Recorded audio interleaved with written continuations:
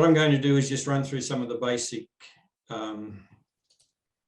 elements to start with, things that you probably all already know, but just to double check to make sure that it's all happening. And the rules of the competition are basically pretty simple. And that's obviously that whatever happens in this process, the essay in the end has to be your own work. Now, part of that is to say, go and get help from anybody you like. Talk to people within the company, talk to people outside the company, anywhere that you think that you can gain good research, then go do it. But all we ask that in the end, that it's not a cut and paste or a whole list of what other people said, but it's you putting your efforts together. The total essay, we keep changing this around each year a little bit just to make sure that we're giving everybody a fair chance and cleaning it up for us at this end. So this year we've stayed with a 2,000 word as your limit, but we've excluded the cover page. So when you get to finishing off your essay, take away your cover page, keep to your 2,000 limit, stick the cover page back on. That way it doesn't matter what question you chose or how long your address is or anything like that, you don't get penalised for what's on the cover page. The basics of REL 12 point. An executive summary is required. We kind of made that a loose thing last year, but quite a few of the judges said that they thought that an executive summary is a necessity, so it's back in. The contents lists are optional.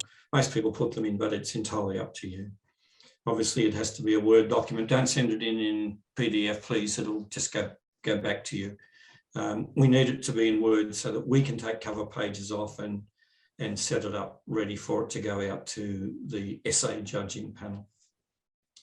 Referencing is clicking on the top bar of Word and picking out the AB1 or however it's expressed there. But it's word referencing. And if you go to the bottom where your word count is and right click, left click, not sure which it is, there's a box that will come up that says untick this to make sure that all your references are not included in your word count. And we know through the registrations out there, you're all pretty legal on this, but you've got to be under 35. And there is a rules of competition set available to you online if you wish to use it. Each year we ask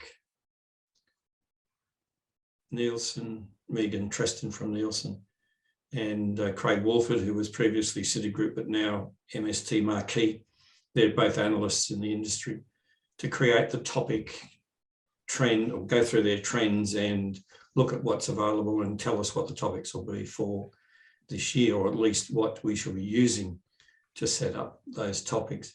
And what we say to them is, please give us things that are relevant now, but are going to be relevant in 6 or 8 months' time, so that those people who make it through the finals are presenting on relevant and up-to-date information. And what they've come up with are the things that you've obviously all read through: sustainability, digital marketing, the influence of millennials, inflation, and of course the option of free choice. And it's just so that you know, 2 of the people in the finals last year entered by using that free choice option. So it's a very wide open thing, but of course you have to pick a topic that doesn't clash with those topics that we've already set. What I've done here for you, I've looked at the ESG and waste reduction topic and just come up with one. I'll just go back for a moment. And I've come up with a few ideas to do it. Is Patricio online?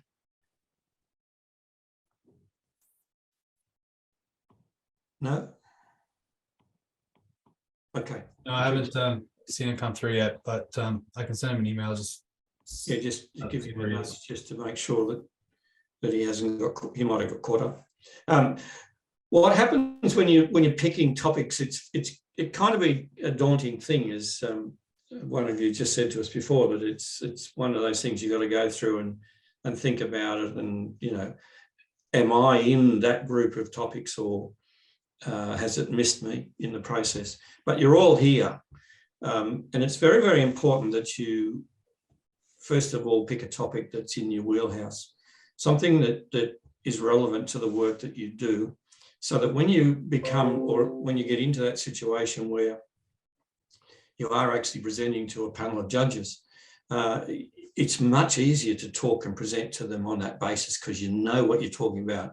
You can relate it back to the work and the influence that that has on both the roles you play in the industry at large. So we have had people before that have done good essays, but when you go back and talk to them, it was something they thought, I'm going to test myself, I'm going to stretch myself. This is not where I normally am. And of course, it's sometimes a fail, because even though you do good research, you just haven't got quite that empathy that you need behind that particular topic. And these topics are set at a relatively high level. We want you to be really researching and working with us on what is going to affect the industry in the year to come, or years to come, as it would be. So on that basis, you can look at, I just picked this randomly, waste reduction, and go through that process of saying to yourself, what is it that I need to do now to make me want to go with this topic? And if I've decided to go with this topic, what am I going to say? So we've looked at waste reduction and carbon emissions. And I'm being devil's advocate in some of this, so don't take it as being my necessarily personal issues. I'm just throwing these things out there and saying, okay, in this topic, your own views on social and economic status of the climate are challenged, meaning that you're going to write about waste reduction and carbon emissions on what you think of the politics and of the corporate approaches to these things at the time, and whatever the propaganda or influence is that's within your work environment or your personal environment. So do you believe the sky is falling, that the pundits are correct, or that this is mostly hype? And the reason you ask that sort of question is it's about how you approach it. And you can go in yourself on a reverse angle to what most people are thinking if you think that you can come up with logical and good research on why what you're saying is accurate. Can you split waste and carbon, or are they the same thing? Do you treat these as exclusive issues? Don't get confused, perhaps, in that process. You've got to look at that and say, yeah, where am I going with this? Are they the same thing? Should I look at them as separate things? I'll just check that's not, no. Does Scope 3 actually focus on these areas as direct action objectives, or are they guidelines that are left to the company to decide? So are you going to go in on the basis that these are absolute, or are you going to go on the basis that these things are dynamic and it's up to you to decide, or up to companies to decide where they're going to go and how they're going to face those particular issues? One of the important things for you in both writing essays and in presenting to a panel is that you've got to know who your audience is, and you've got to write on the basis that you've got to give that audience the message that you want to give as best as you possibly can. Now, my process is when the essays come in, of course, we get rid of the cover pages. All we do is have a number on it. So those essays go out blind. Nobody knows who wrote it or where they work or whether they're male or female or anything. It's a number and an essay. But I then look at that essay and I pick a panel of people who will read it, and they will be retailer, supplier, service provider, analyst, past winner, company director. There won't be a raft of people from retail or a raft of people from supplier reading your essay. It's the width of the industry. And this year we've got people coming in from the pharmacy side, we've got people coming in from the liquor side, who will be part of those panels that are reading it. So you've got to write on the basis that I'm writing about this industry, or I'm writing this essay to influence what happens in the industry, perhaps within the scope of the question itself.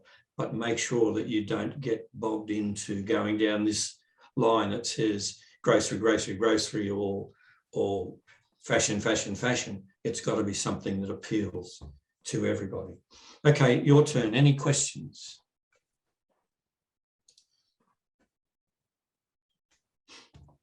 Very quiet.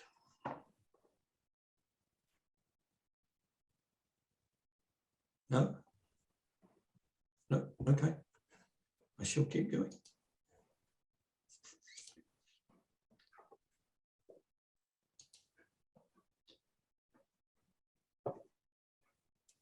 Digital, of course, is something that is pretty big on everybody's mind these days. And there are a lot of companies out there who are just catching on to the development of digital commerce, digital marketing.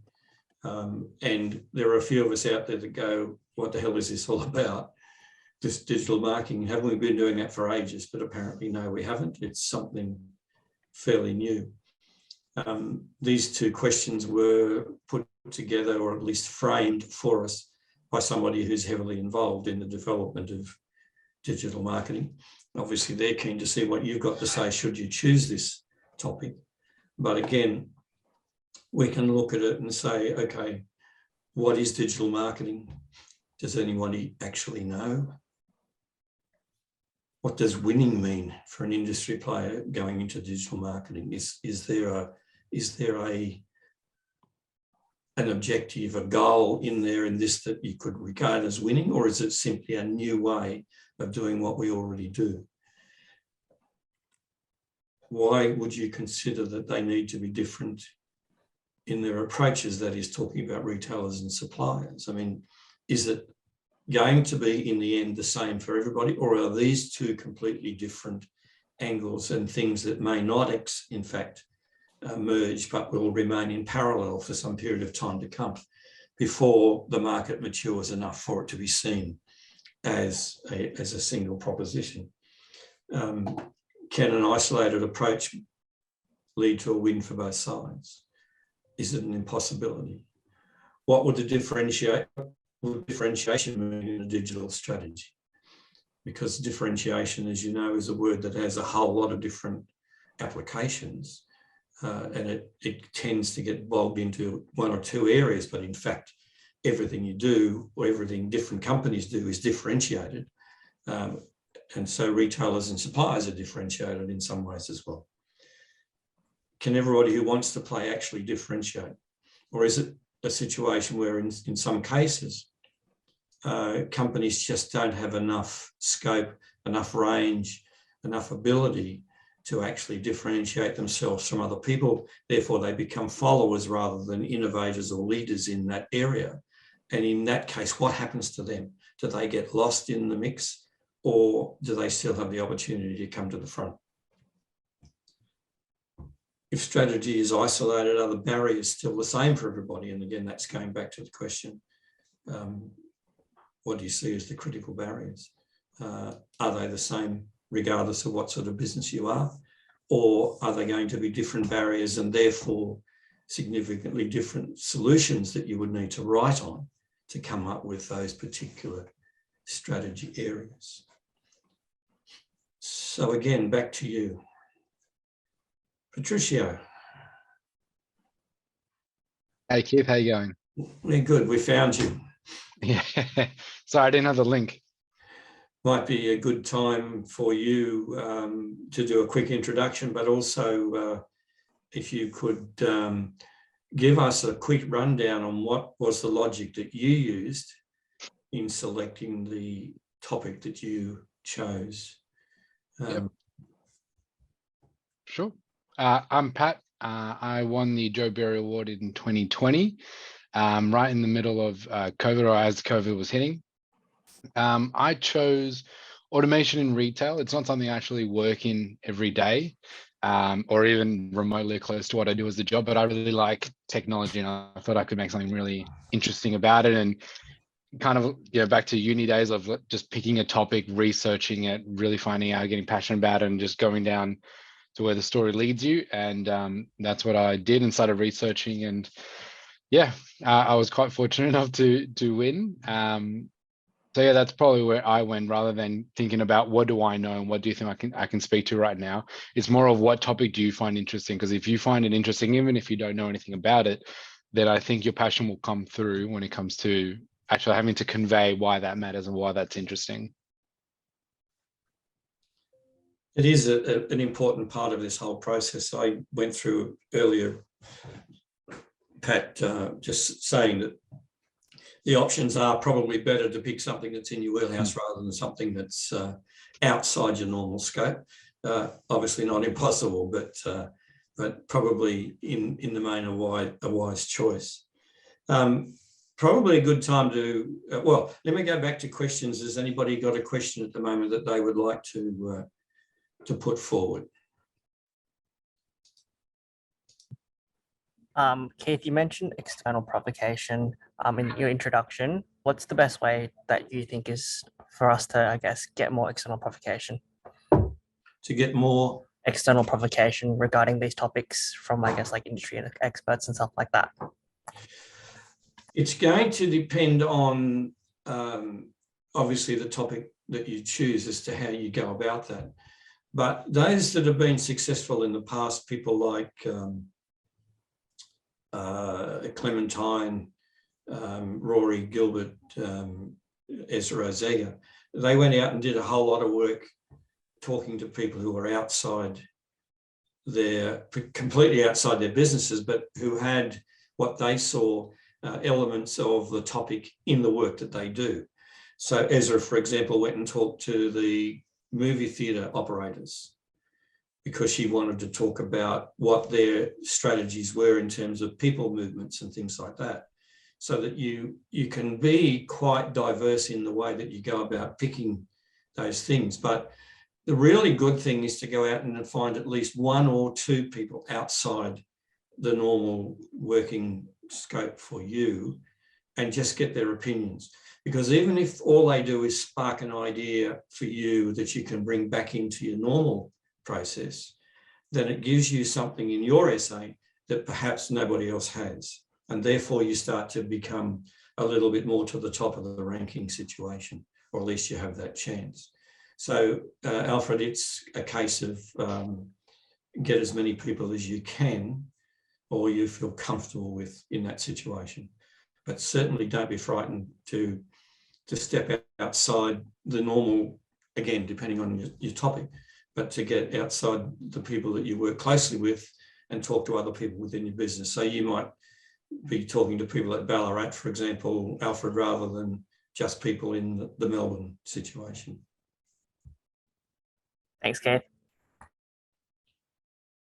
Others? All very quiet. Must be something that's bugging you. Look, I want to spend a bit of time talking, and we'll get Patricio to comment on this as well, as to why you do this. Why are you getting involved, and why are you going to write this essay? And obviously, for all of you, it would be fantastic to win the Joe Berry Award.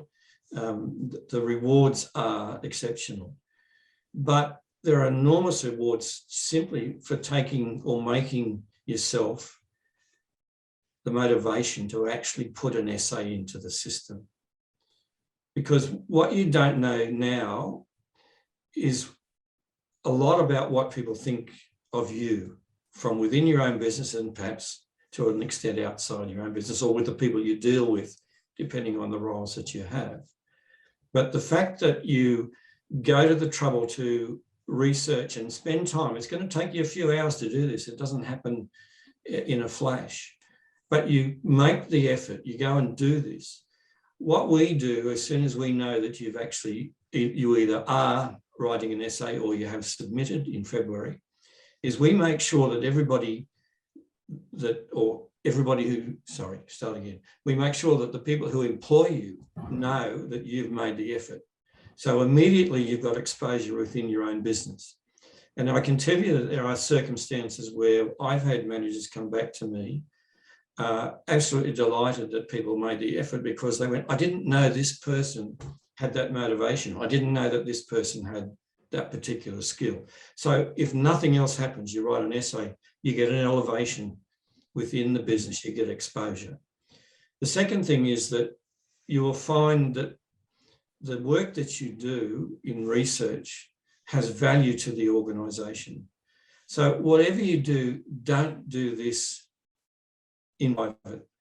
And we've had people do that over the years. When you actually get to talk to them later on and say, who did you talk to in the business? They go, oh, I didn't tell anybody I was doing it.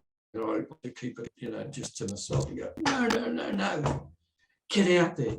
Make sure that the people know that you are doing this, because they'll all get behind you. They will not become blockages. They'll be exact opposite. They'll be, oh, have you thought of this? People are walking past your desk or on your Zoom meetings or whatever you're doing and say, hey, I had a thought. What about this? And you'll get that motivation from other people to help you do better at what you're doing for yourself. So there's internal exposure, there's internal recognition, there's you contributing back to the company. Let me take you to the other end of this exercise for the judging day for finalists. And again, Patricio, in a moment or two, can comment. You've got 25 executives from across the industry in a room. Most of them will tell you that Joe Berry Award final is one of the first things they put in their diary every year. Do not overbook Joe Berry.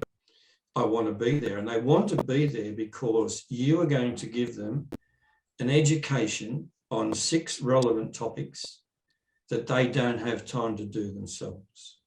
They want to be there to learn from you about the work that you've done and how successful you can see the topic becoming for their business, for the future, along with the fact that they're seeing how good you are at developing and presenting yourself. Patricio?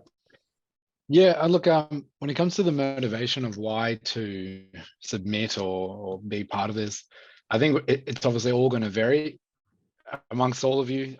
What you know why you signed up and why you're on this call. So what was the interesting bit? And I would say harness on that. For me, it was I generally wanted to challenge myself with the topic to see if I would stand up to the test. I actually got invited to the dinner of these awards before I was a part of it. And I actually got to see Ezra and Rory up on stage, and I was just so impressed with the caliber that they were in the industry. And I was just like, oh, I'm nowhere close to that. I'm just some small cog in the wheel and all that kind of thing. So when my manager actually pushed me to apply, she said, "Want you to do it next year, etc." And I thought, why not? Because you don't get a rank. It's not public if you. Because I guess the fear is, or what if I do really poorly? It doesn't matter. I always told myself, because the top 6 go through to the next round, I'll assume I was 7th, because they don't tell you if you were 7th or not. So if you take that mentality, then all it becomes is a challenge for yourself. So some people will see this as, I got to hit these targets to build my career. Some people just do it for the fun of it. So whatever it is that's brought you to this meeting, I'd say harness that, and then you want to reap the benefits of being a part of this without winning. To Keith's point, the exposure. So sharing it within your business, because again, they don't know if you came 7th or not, but you'll be noticed, and that has a much bigger impact than you suspected. Just put your hand up and says, hey, I exist, I'm here. Particularly less time in the office means you actually are thought of less in conversations and in passing to know what's going on with the business. So this is a really nice way to put your hand up and say, look, I'm interested, I'm ambitious, I actually have goals, here's me having a stab. So having people involved in that process builds that relationship with them. So I can't recommend it enough. Thank you. We had a person entered this year whose essay was not very good, but they entered anyway. And they were invited to come to the dinner, the presentation of the winner. And at dinner, they got to meet some more people from within the company for which they work. And subsequently to that, through me, I was asked to give some more detail, and they were given a head office acceptance exposure. So they were, gotta be careful how I say this. Let's say they were last in the essays in terms of ranking, and they still got exposure and they still got a recognition. So it doesn't matter in the end. The motivation for them to get involved and to write an essay was fabulous. Just such a wonderful thing. And it's why I might sound a little bit like I'm climbing all over you, but I really am motivated myself in this process for people to understand just what this award can actually do for you. It really is quite a remarkable thing. I'm not sure where I'm up to forgot the. I might just add to that because of Alfred's question. The process has already begun. So if you think of someone you want to meet in the industry and you see that Keith is the mutual contact, I'm sure you could reach out to Keith and say, could you introduce me? And he will, as will I. Anyone here can reach out and ask for help for me or anyone else involved in this. The process has already begun just by showing up. So it takes as little as putting your hand out and reaching out to somebody, and people will help out. Everyone's extremely helpful and welcoming. I'm a testament to that. Everyone was more than helpful than they needed to be.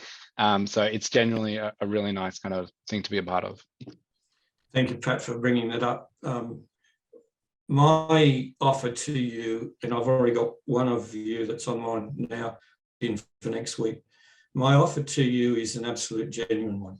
And that is, if you want to ring me, Zoom, and talk to me about what you're trying to do, where you're trying to go, we'll spend whatever time it takes to do that. If you want to send me a draft, even if it's like day 3 and this is as far as I've got, what do you think? Send it to me. And you'll have it back as quick as I can get to it and read it. And I'm talking about anything from an hour to 2 or 3 hours, you should have it back. It's not like, sometime in a month I might hear back from them. It's as quick as I can get through to your particular request and get back to you on it. And in that process, I'll be doing both the good and the bad. And I'll be telling you, hey, that's brilliant. Keep moving down that line. I've never heard that before. That's a really good point to have. Or I'll be saying, no, that's way off topic. You're drifting around all over the place. Get yourself back into line. All of those things that I can do to make sure that you are given the best possible chance to get your essay in line. The reason is for 2 reasons. One is I want you to succeed. But secondly is I know what people expect, that people reading it are expecting. So I can give you the guidance that makes sure that you're presenting yourself in the way that you need to in that particular area. It is no trouble to me. If I have to do 10 interactions with you to get your best essay into the system, then that's what we do. We do 10. So please take it as 100% there in support. The best that I can do for you. Questions? I have one. And my question is to Patricio. Am I pronouncing your name correctly? Perfect. Like, how are you? Good, how are you? Good, thanks. So just wanted to know, like, after this award, how much your career or how much your life has changed overall? Yeah, fair enough. I mean, for me, I think it actually marked quite a bit of traction at work because I was doing well and excelling, but I think it elevated me amongst all the directors of the business. So now I'm in a position of, I mean, pieces are falling into here where I'm actually will be stepping up into quite a big role. And that's all, it doesn't happen overnight. It's particularly being a senior role, there's a lot of kind of familiarity and comfort and trust that you need to build with them as much as you from a capability perspective. So I think that actually put me on the map in terms of being able to harness attention from the outside in particular, because I think, and one of the things I mentioned in one of my speeches was, when you go to these things generally, and I used to, I still do go and network and things like that. I say I'm Pam from Crossmark or wherever I work. So like you need to kind of give yourself a frame of reference for people to invite you, allow you into the conversation, where what this was allowed me to do is I'm Patricio, Joe Berry Award winner. That's it. Me for being me and my accomplishments, not where I work today or where I might work tomorrow. So I think that was like a really strong benefit that I didn't understand immediately, because that work in your bubble, you would have the players around you, but with this, you're actually expanding that bubble to the industry, which if you look at senior directors around your business, I'm sure they have it because they've gone from CEO of one business to another, and they're having all these networks created that they can float in and out of. Whereas at least myself, I found that I was known in my own business and nowhere else. So I think that's a really powerful thing, not just for yourself and your own image and confidence, but also for your business to know that you have that as well, and for other businesses to know you as well. So basically it gives you a great exposure. Great exposure, yeah. And to Keith's point, not even if you don't win, that happens internally. It has ripple effects. Almost all of the people who make the finals are within 3 months are promoted within their businesses. It gets back to that thing I said before to you, that you may be well respected in the business for the work that you do, but this is one way for people to see that you're actually a hell of a lot better at what you do than they thought you were, or they haven't had the time to stop and look at you and think about you in terms of where you might go in the future. And this is that thing that just breaks you out of that paradigm and makes you somebody that they, oh, let's sit up and take notice of what this person can do. Interestingly enough, quite a few of our finalists don't come back for a second go. Finalists who don't win don't come back for a second go. Some of them do, but a lot of them don't. And that's because the reward they get from having made the final is so good that they don't feel the need to necessarily come back and do it again. They get promoted, they get acceptance, they get that exposure, and they move on. And some of them, for some people, it can be exceptional depending on where they work. Ezra Ozega was in charge of the Woolworths account for the company she worked for at the time. And she told us later on that she would go into the waiting room at Woolworths out at Bella Vista, and people she didn't know would come up and congratulate her. So that there was that industry exposure thing that happened, that she suddenly had, exactly as Patricio said, she suddenly was developing this huge network that previously just didn't exist. Now, it doesn't have to be a big network, but there are network. Here's a network for you now. Look at all these names on the screen, people listening to what we're saying today. Here is a network. So there are a lot of options in there. What's it all mean outside that exposure and that personal gain? If you make the finals, you are, as I've said before, you're put in front of a panel of 25 judges. A bit of a daunting experience, and again, Patricio in a minute or two, but it's one that really, really stamps you as somebody in the industry. We have a secondary proposition underneath that, which Alfred has experienced, and that is the Trading Partners Forum Future Leaders Scholarship. Now, you don't enter the scholarship specifically, you enter the Joe Berry Award. Once we've determined who our 6 finalists are, we then have a process we go through to select 4 or 5 people who were not in the final, but who wrote exceptionally good essays and fit into an age criteria, and they get that opportunity to do a very, very similar thing to the finalists of the Joe Berry as finalists of the scholarship. And it's, again, a daunting thing. It's 45 minutes for them instead of an hour, but the whole thing is pretty much the same. And again, the exposure is exceptional at that level. Now, for that process for you in terms of how does it happen, when you submit the essay, I'll go through them all, and any issues with your essay, I'll send it back to you and say, hey, fix this up. It's not a case of something comes in wrong, oh, you're wrong, you're out, rubbish. The whole process is to get you the best you, not the one that just had a go, but the very best you. We want to give you all the help we can. And it doesn't matter if it takes another week for your essay to be fixed and come back. It's registered, it's in.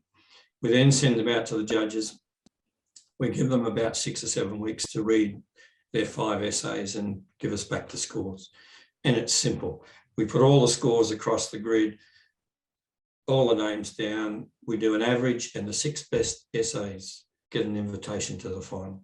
Now, those essays might be, as it was this year, there were 2 from Simplot, and then the mix. It doesn't matter. If there are 3 from Woolworths, then 3 from Woolworths go into the final.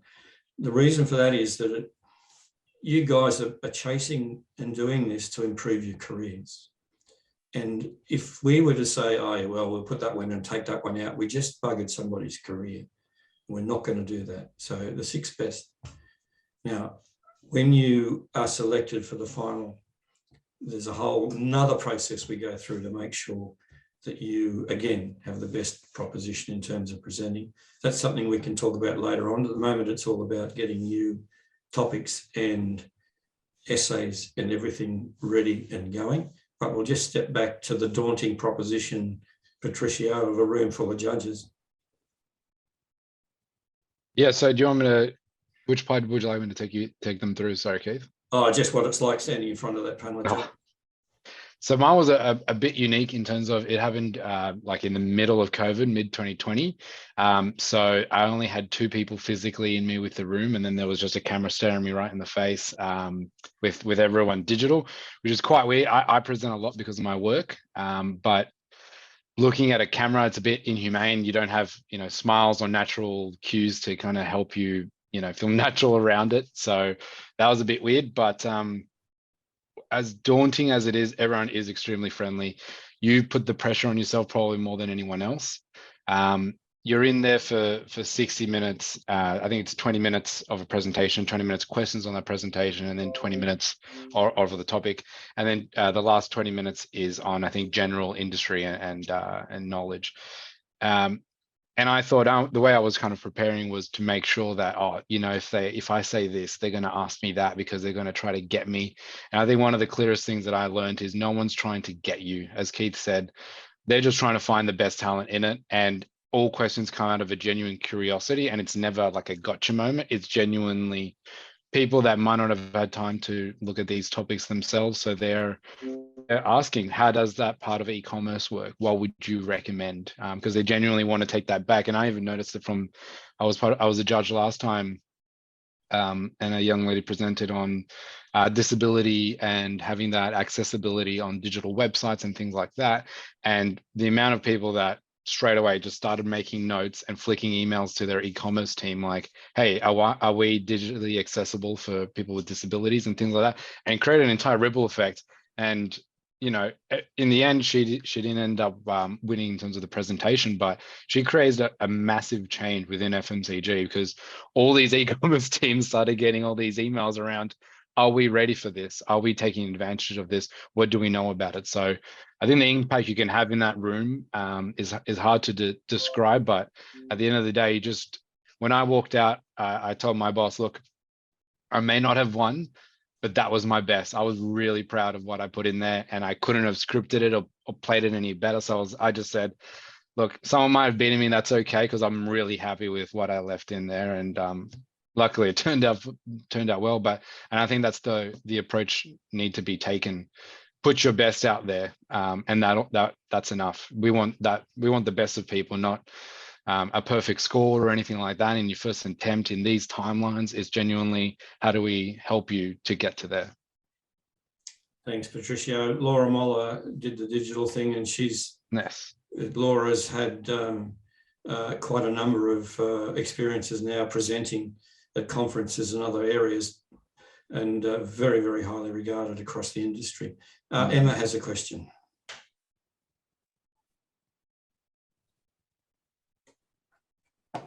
Sorry, Laura has a question. Oh. Yeah, my question was probably a few steps backwards for Patricio about how to actually get started in the essay, and like the first kind of few weeks, what you would recommend doing to start, I guess, some late nights, I'm sure, before the due date. But yeah, what would you recommend in the beginning phase? Good question. I'm really dialing back the memory here. I mean, for me, it was around domain knowledge. So before I even picked what my storyline is going to be, because for me, and Keith can jump in here because he has a lot more experience than I have, I find, with any topic, this essay is not just about, here's a summary of information that I found elsewhere. I think the essay is really trying to get your opinion, which means you need to form one. So when I started, I didn't have one. So I really needed to kind of lay down, what do I know about automation? What's happening? What are some of the trends being identified by major companies like McKinsey and Company and things like that? Which ones do I agree with? Which ones I think are far-fetched? So it actually took a bit of research and a lot of talking with people at work, because I'm like, I'm starting to see this and I think this is interesting. And I would kind of test what's interesting about it. And I think naturally, when we have so much information in front of us, we work to try to summarize and not leave anything out because we think it's got to be a really comprehensive summary. But then if you go tell your friend what you were doing, your mind would automatically cut out all the stuff that's not interesting. And you'd very easily go from, here's what I'm doing at a top line level, I'm researching X topic, and I didn't know this, but did you know X, Y, Z? So I find that was for me a really good process in terms of actually cutting all that information and moving away from just trying to summarize it to finding a really interesting story. And I think if you would talk to your family members or friends or anyone and tell them, what are you researching? Particularly, my test was people not in retail, because none of my friends are in retail and they have no idea what I'm talking about. But if I could make it interesting to them, I knew that I was onto something. So then I kind of took that pathway and I put that storyline in my essay, but then even more so in the presentation in the end. One of the things we'll talk to you about, Laura, when you're looking at essay, is that you've got 2,000 words, and when you go to set out, you think 2,000 words a lot. It's not. It doesn't take a hell of a long time to use up 2,000 words. So what you've got to do is make sure that when you've selected your topic, and the topic you should start with is the one that just jumps out at you, the one that says, yeah, I know something about that, I'm going to write on that. And then I just tell people to do a 4 or 5 thing. Write down 4 key points that you can think of pretty quickly. Then write down 3 or 4 points against each of those. You've got 4 times 3 times is 12 or 15 points. That's 2,000 words. And then what you do then is you start to fill in those things as paragraphs or whatever it is that you do. And that gives you the structure of what you're trying to say. What you can do then is you can take this one and move it down here and bring that one back up there and move them around till they fit together. But what is absolutely necessary in your essay is that you have this fairly continuous line that runs right through it. And all of you who come to me, if you wanted to do drafts and things, I'll be saying to you, don't go there. There's 300 words you just used over there, you're wasted, because it doesn't mean anything to the line that you're trying to take through your essay. Because you've got to if you've got 20 minutes at the end of this to present, gone, 20 minutes like that. It doesn't take very long. So you've got to be concise, you've got to stick to that line of thought, you've got to be argumentative, you've got to debate, and you've got to be conclusive in 2,000 words. So that's the way to do it. Set yourself up with 4 or 5 key points that you've thought of or you've quickly researched. Go. That's where you start.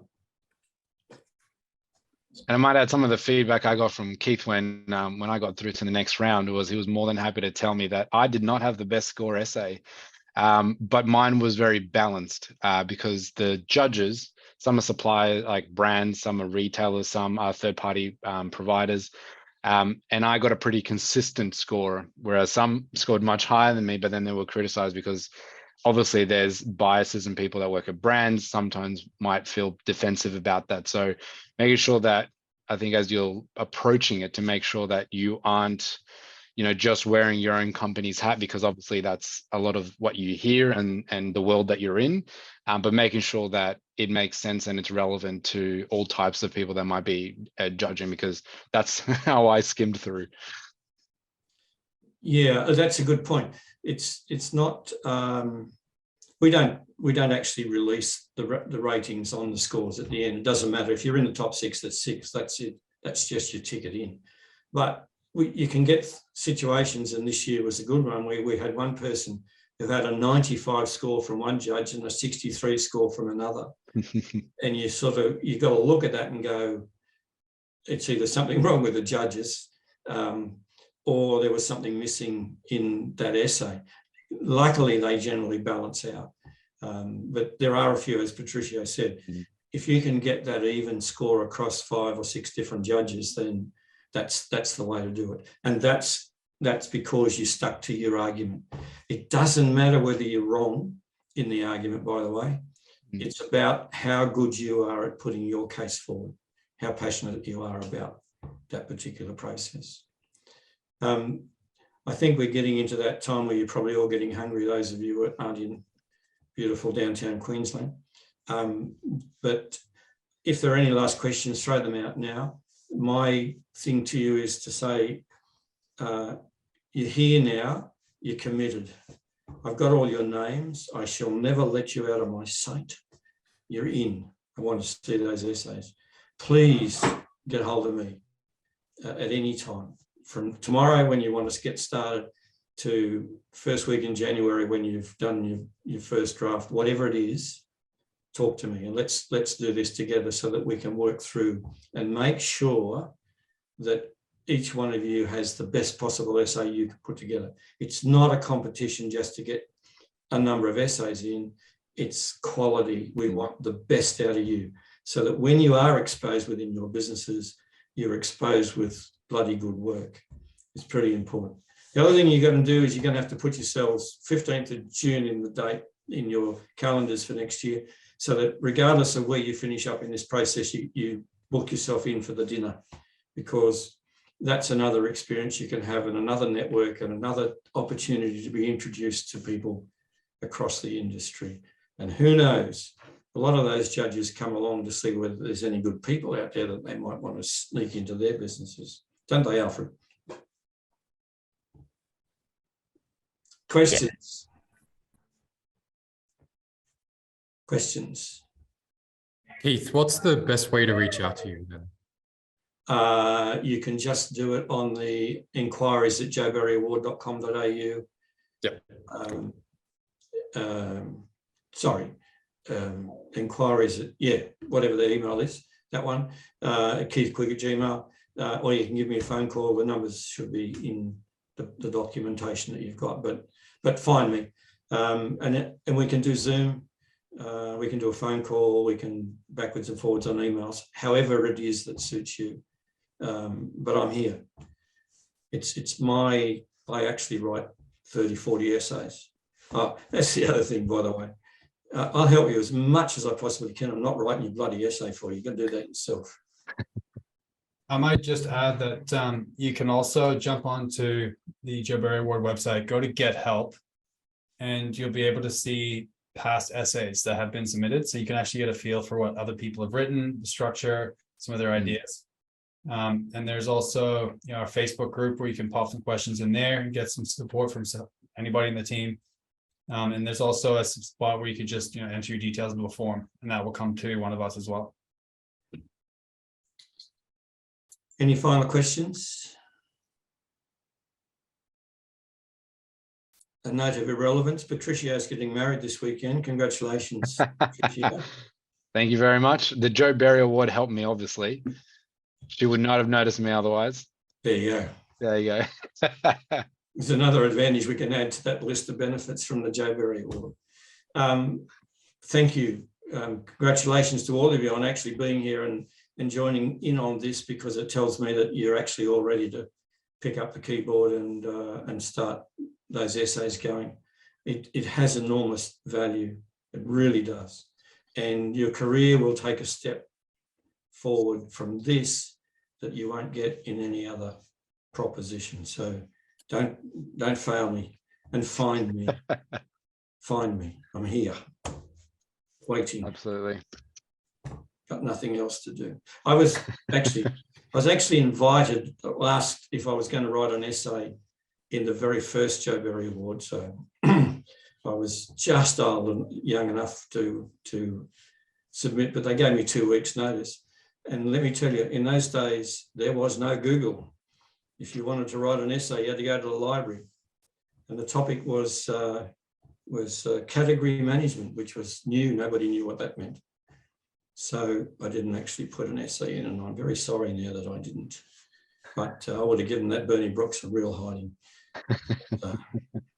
But he did all right out of it. So I'm here. Get me, but please get going on it. Pick your best topic, and I really look forward to seeing some of you in June next year, standing in front of the judges. And we may do another one of these in early January or mid-January. So if you've got follow-up stuff, you can come back in and pick it up there as well. But for the moment, all thank you, Patricio, thank you, Tyler, thank you for setting it up. And I look forward to catching up with each of you soon. Thank you. Good luck, everyone. Do it. Do it. Do it. Thanks, Keith. Appreciate your Hey, time. guys, all the best. Thanks, Reach Keith. out anytime. Thanks, Kid. Thanks, Bill. Bye. Bye. Yes, bye.